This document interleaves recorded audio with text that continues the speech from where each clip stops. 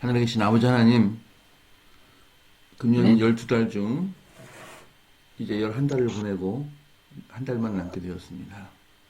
음, 지난 1년의 발자국을 되돌아보면 주님께서 참으로 세종행복교회에 축복 주시고 또 이끌어 오셨음을 깨닫습니다.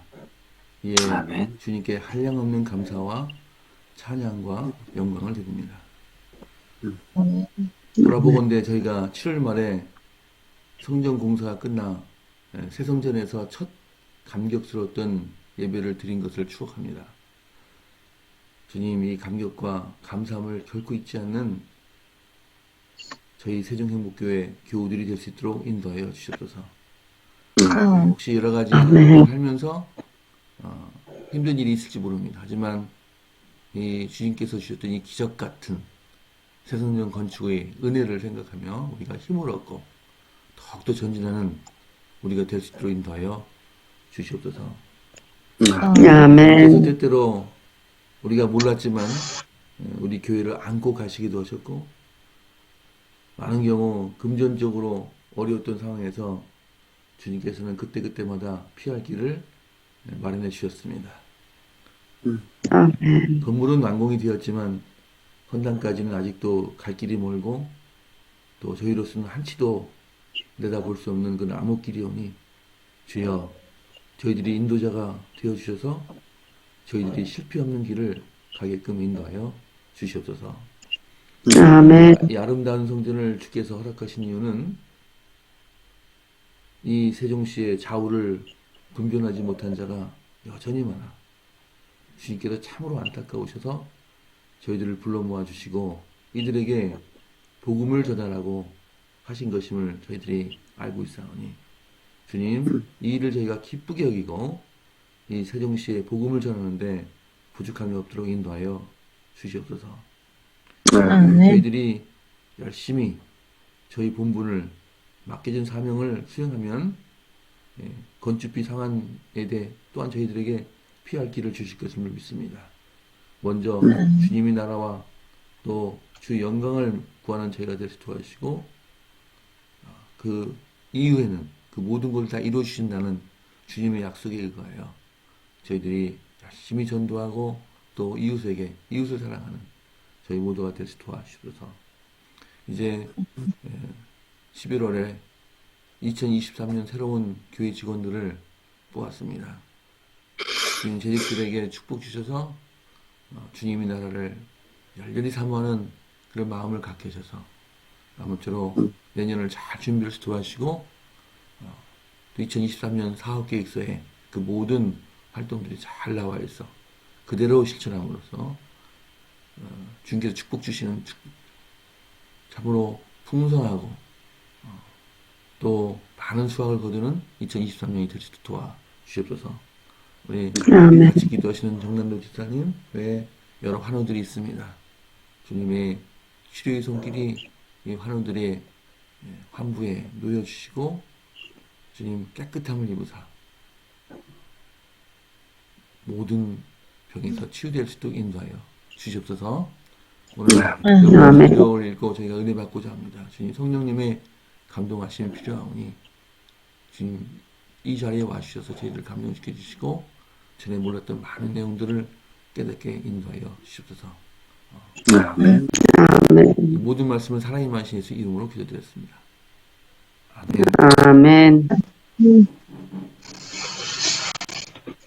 자, 오늘 계속해서 성장하는 제자들이라는 제목으로 우리가 연말 기도주일 낭독문을 낭독하도록 하겠습니다. 오늘은 제자의 대가입니다. 천국은 마치 발에 감추인 보화와 같으니 사람이 이를 발견한 후 숨겨두고 기뻐하며 돌아가서 자기의 소유를 다 팔아 그 밭을 사느니라.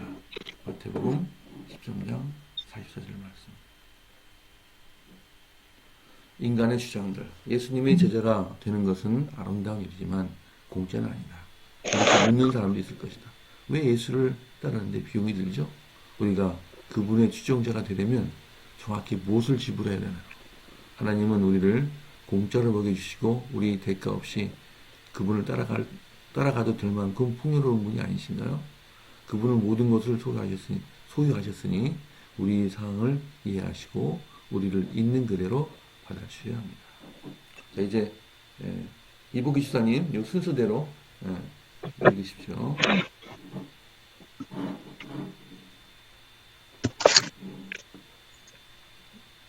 예수님은 그 마음을 자신의 보혈로 순결하고 깨끗하게 하여 자신의 비할도 없는 사랑으로 우리를 구원하고자 하신다. 그런데도 사람들은 이 모두를 버리기가 힘들다고 생각한다. 한 페이지, 더 읽으세요. 한 페이지. 예수님의 가르침, 예수님의 지상사역은 복음으로 사람의 마음에 감동을 주어 하나님 나라의 기준에 맞게 변화시키는 것이라고 말할 수 있다. 비유의 목적은 하늘의 실상을 땅의 언어로 드러내어 평범한 사람에게 영원한 가치를 조금이나마 일깨우려는 것이다. 그래서 예수님은 자기를 따르고 제자가 되려면 그 대가를 치러야 한다는 사실을 비유로 설명하셨다. 임춘혜 지사님.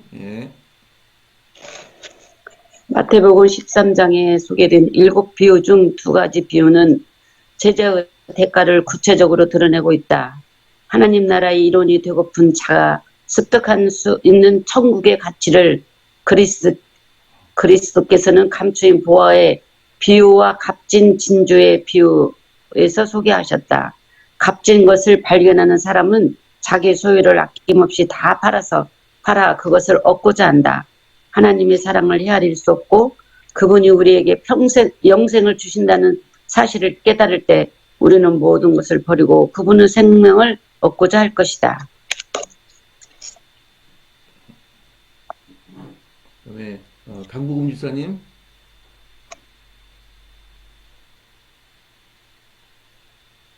음소 보세요. 성경의 12제자는 상대와 가족을 버리고 주님을 따랐다. 이러한 큰 희생의 유익에 대한 베드로 질문에 예수님은 이렇게 대답하셨다. 또 내 이름을 위하여 집이나 형제나 자매나 부모나 자식이나 진토를 벌인 자마다 여러 배를 받고 또 영생을 상속하리라. 그 대가는 자못 크며 그리스도께서는 가족과 갈등이 생길 수 있다고 하셨지만 그렇다고 가족을 미워하라고 하신 것은 아니다. 우선 순위를 강조하신 것이다. 그분의 제자라면 친척이나 소유물이나 사업이나 그 어떤 것보다도 그분을 더 사랑해야 한다. 그 어떤 것이라도 하나님을 향한 우리의 사랑을 막아서지 못하게 해야 한다. 베드로는 그 자신이 주님을 따르고 다른 이들로 그 길로 초청하기로 선택함으로 하나님을 향한 자신의 사랑과 헌신뿐 아니라 그리스도를 위한 자신의 희생을 보여주었다. 또 거꾸로 십자가에 못 박히기까지 했다. 그러나 환희의 순서도 많았다. 아내가 그를 전적으로 지원했고 사람들이 하나님께로 돌아왔고 영생을 약속받았다. 아멘. 영숙 지사님. 우물가에서.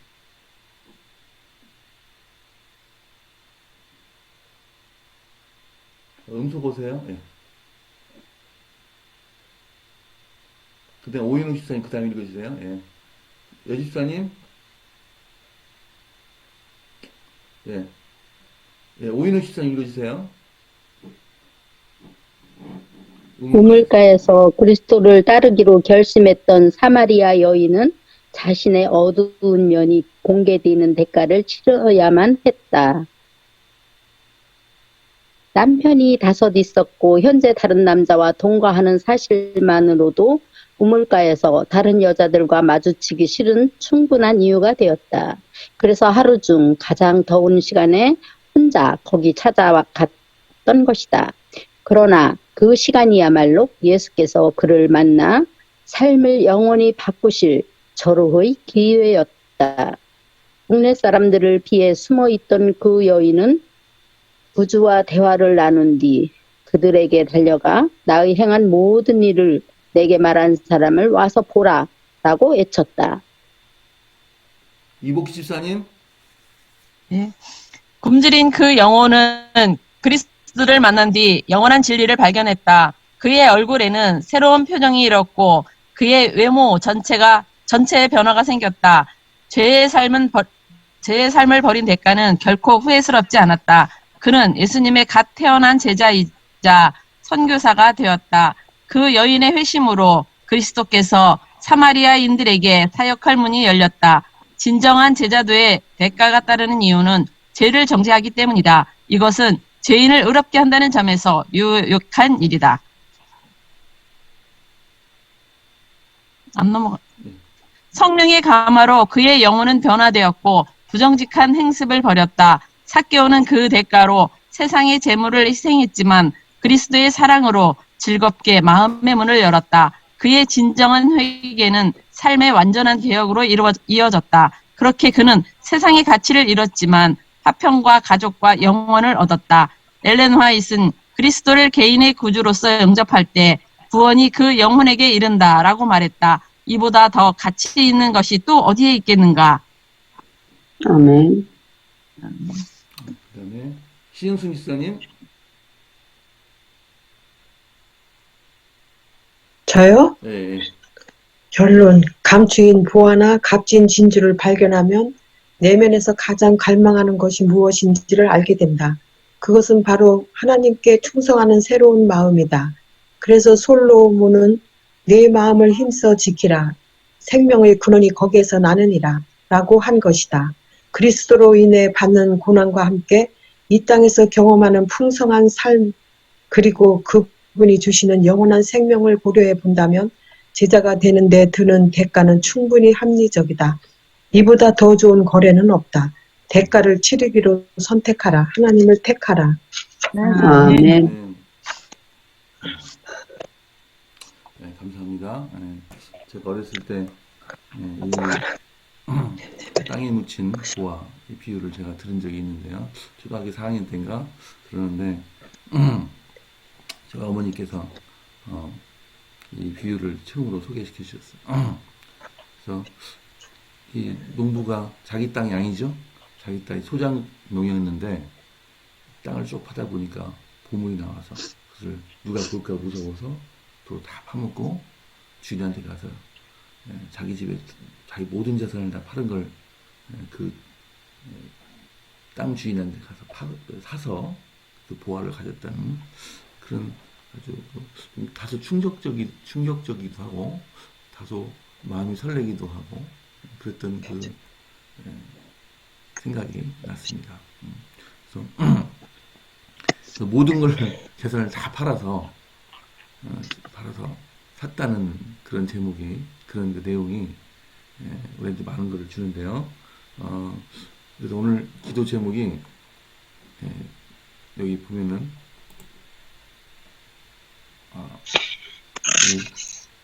여기 나의 가장 큰 보물은 무엇인가?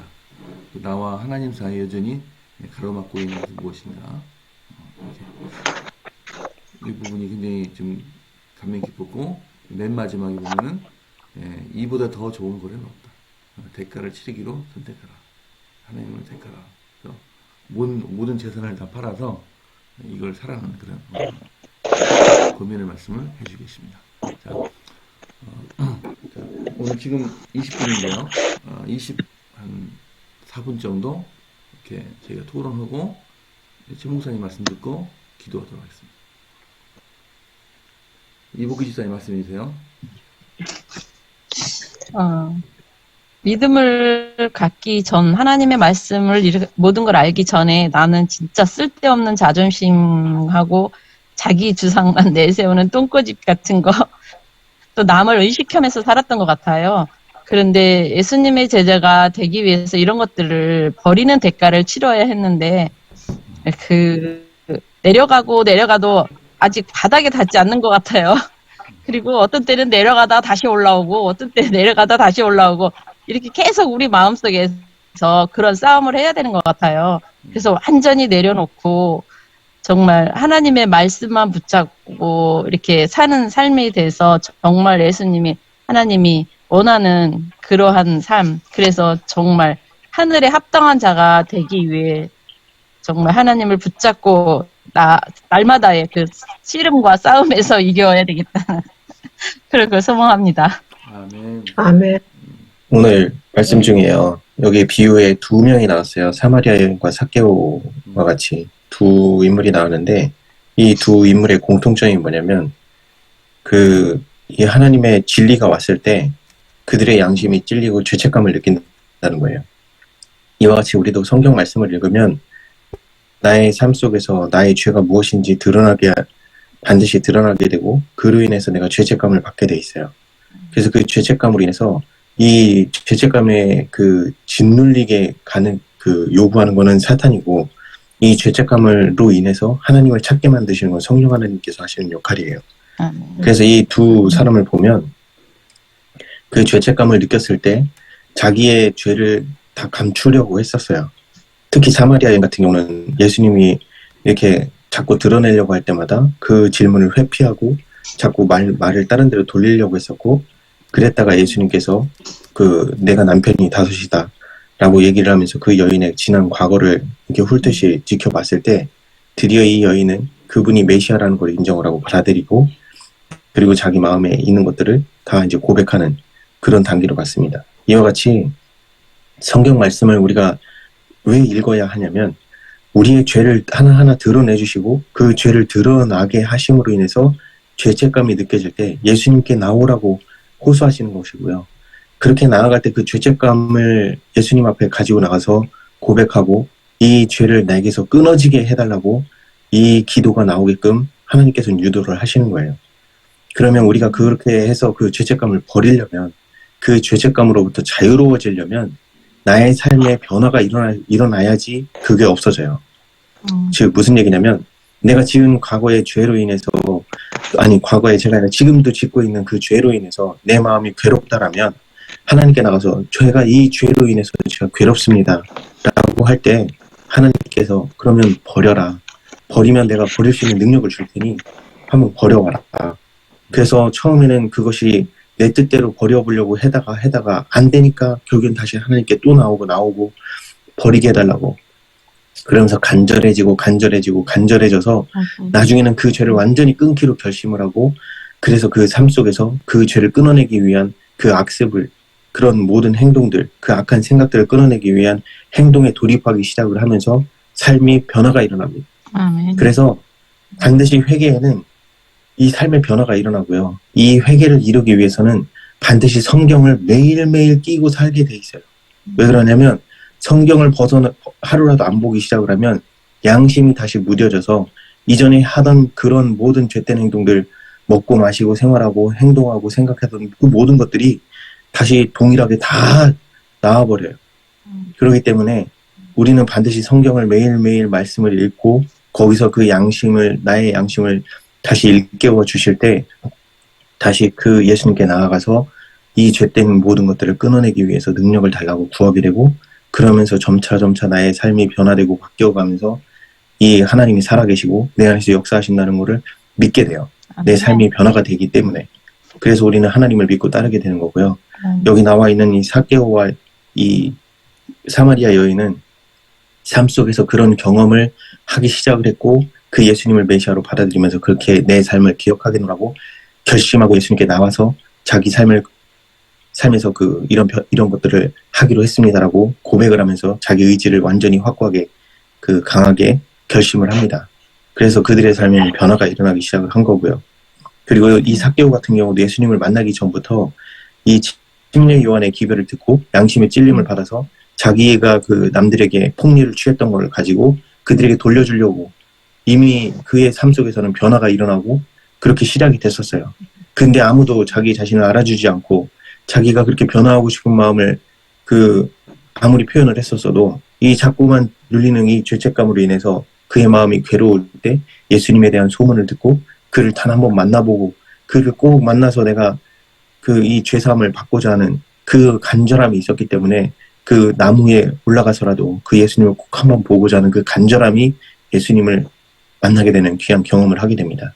이와 같이 우리의 죄로 인해서 이 죄책감으로 인해서 진짜 간절히 이 죄를 끊어내기를 원한다 그러면 이 간절함으로 인해서 예수님을 만나게 될 거예요. 이런 간절함이 없으면 예수님을 만나기 정말 힘들어요. 삶 속에서 변화도 일어나지 않아요. 그래서 우리 마음 가운데 이 성경 말씀과 예언의 신을 읽으면서 나의 죄로 인해서 이 죄를 끊어내기 위해서 간절함으로 예수님께 나아가는 우리들이 됐으면 좋겠습니다. 이상입니다. 네. 감사합니다. 네. 최 목사님 말씀 듣겠습니다. 네, 예수님의 제자가 되려면 내 편에서 또 내놓아야 할 어떤 대가가 필요합니다. 예수님을 따르는 데 들어가는 비용이 있어요. 그 비용은 나의 어떤 소유나 나에게 관계된 어떤 것이 아니라 나 자신이에요. 하나님은 나 자신을 내놓으라는 거예요. 근데 사람들은 나 자신을 내놓지 못해요. 그냥 내가 이룬 업적이나 내가 가진 소유나 어떤 나의 어떤 작은 부분을 내놓으려고 그러지 나 자신을 내놓지는 못합니다. 근데 중요한 건 뭔가 하면 여기서는 자신을 내놓아야 한다는 것입니다. 왠지 아시죠? 내 자신은 죄입니다. 죄. 예. 내 자신이 죄예요. 죄인이에요. 그렇기 때문에 내가 가진 것, 내가 이룬 것, 내가 나에게 관계된 모든 것이 다 죄덩어리거든요. 그걸 내놓아야 하나님이 고쳐주실 거 아니겠어요? 올바로 해주실 거 아니겠어요? 여기서 가장 큰 것을 지금 마음이라고 했어요. 마음. 맞아요. 모든 행위, 모든 나타내진 어떤 것들은 다 이 마음에서부터 와요. 여기서 이 마음은 아마 우리의 영혼이라고 해야 될 거예요. 그래서 우리의 영혼 자체를 내놓아야 합니다. 그래야 하나님께서 새로운 마음으로 고쳐주시는 거예요. 여러분, 너희는 먼저 그의 나라와 그의 의를 구하라 그래 하셨잖아요. 이게 우선순위의 1번이지요. 우선순위에서. 그렇습니다. 내가 무엇을 가장 소중하게 생각하는가? 내가 내 마음속에서 진정한 내 갈망, 내 목마름이 무언가 나왔는데 여기 지금 베드로와 사마리아 여인과 삭개오가 나오잖아요. 숨기고 싶은 것, 나의 결점, 약점, 열등감, 죄책감, 숨기고 싶은 것들이죠. 근데 이런 것들이 가장 값진 것을 발견하는 순간에 다 드러나게 돼 있고 드러내려고 한다는 얘기지요. 오히려 사마리아 여인은 동네에 가서 막 떠들어요. 아, 내 과거가 이래 있었는데 그걸 예수님이 맞추셨다. 그분을 와보라고 말이죠. 네. 자기의 감추어진 죄를 들추어내는 용기까지 생겼어요. 삭개오도 마찬가지예요. 그 진정한 회개가 이루어지면서 개혁을 하잖아요. 내가 그 토색한 것 나눠주겠다. 오히려 더 몇 배로 더 주겠다. 이렇게 아주 용감해집니다. 왜 그럴까? 왜 그럴까? 나의 모든 것을 다 드려도 부족한 엄청난 것을 내가 받았기 때문에 그렇다는 거예요. 네, 그렇죠? 네, 그게 뭡니까? 네, 이 땅에서의 풍성한 삶, 하나님의 은혜로 사는 삶을 우리가 살게 되고요. 영원한 생명을 우리가 얻게 되는 것이죠. 네, 결국 죽을 수밖에 없는 내가 사는 것이고, 네, 이 땅에서 구질구질하게 감추면서 살아야 할 내가 용감하게 드러내면서 살아도 아주 더 크게 기쁘게 살아갈 수 있다는 거예요. 이것입니다. 그래서 그리스도인은 가장 용감한 사람들이에요. 이 세상 어떤 사람들이 감히 어떻게 할 수 없는 사람들이에요. 왜 그러냐면 천하의 모든 것을 다 얻었잖아요. 그 사람들이 더 이상 바랄 게 뭐 있겠어요. 그러니 이 세상에서 내가 살아가는 날 동안에 모든 것들, 정말 나의 속마음들, 모든 것들이 다 주님의 것으로 되지 않으면 안 된다라고 하는 거예요. 자, 그래서 저는 여기서 한 가지 더 말씀드린다면은, 이 나만 장군이 그랬잖아요. 장군이니까 굉장한 걸 감추면서 살아왔는데 속은 문둥병자였잖아요. 그게 나중에 요단강에 가서 씻으라는 이야기는 뭐냐면 너의 실체, 너의 존재 자체를 갖다가 완전히 드러내라는 거예요. 옷을 다 벗고 들어가야지 않겠어요? 강물에 들어갈 때는. 예, 그러니까 다 벗습니다. 투구와 뭐 갑옷과 모든 걸 다 벗고 이제 들어갔을 때 비로소 그것도 한 번 들어가는 게 아니라 6번을 이렇게 해서 7번째 가서야 그게 되지 않습니까? 여러분, 오늘 우리의 모든 존재를 하나님께 드려야만 속속들이 그것을 다 하나님께서 새로 바꿔주십니다. 예, 헌 마음 가지고 가셔서 새 마음 바꾸시고요. 여러분의 헌 인생을 또 들여서 새 인생으로 바꿔주시길 바랍니다. 아멘. 모든 것이 아멘. 내가 가진 모든 형편없는 것들 다 드리면 하나님의 하늘의 것으로 바꿔주실 줄로 믿습니다. 오늘 그러한 삶을 사는 우리가 됐으면 좋겠습니다. 아멘. 아멘. 감사합니다. 자, 이제 기도하겠습니다.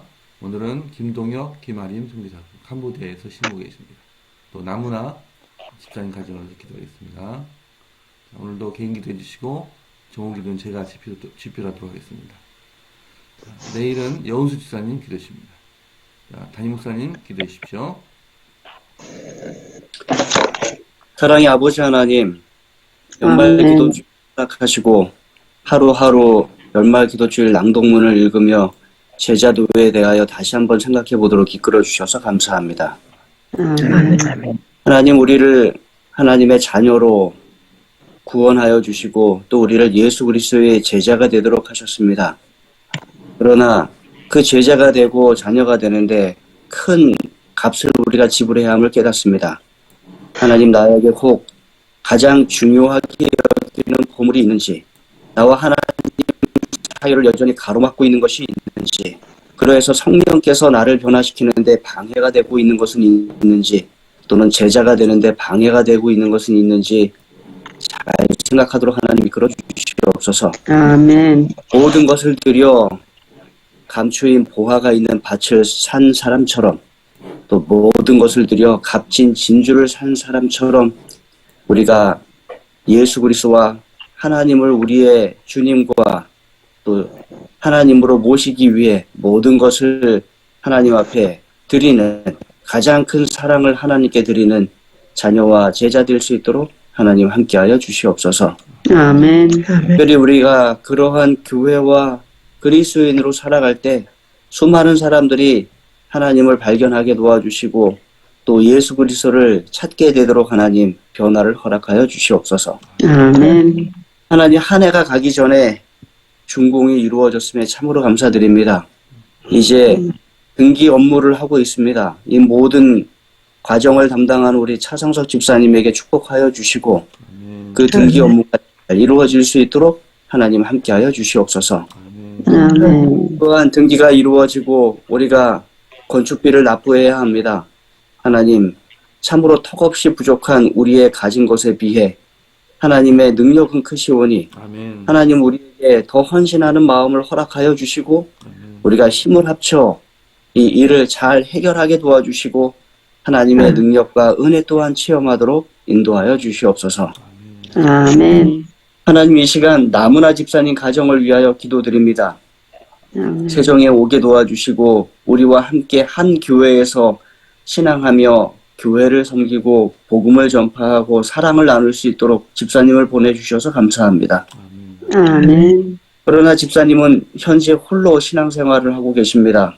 남편과 자녀들, 또 이해하지 못하는 또는 열정으로 다가서지 못하는 그들을 위하여 집사님 늘 기도할 때 특별히 남편에게 예수님의 품성과 인내로 대하도록 집사님을 교훈하여 주시고 또 사랑으로 온 가족을 대하도록 하나님 함께하여 주시옵소서. 아멘. 집사님을 통하여 온 가족이 신앙 회복을 경험하도록 하나님 인도하여 주시고 온 가족이 이 세상에서 하나님의 복을 누릴 뿐만 아니라 저 천국을 향하여 갈 수 있는 가장 큰 복을 누리는 가정 될 수 있도록 하나님 함께하여 주시옵소서. 아멘.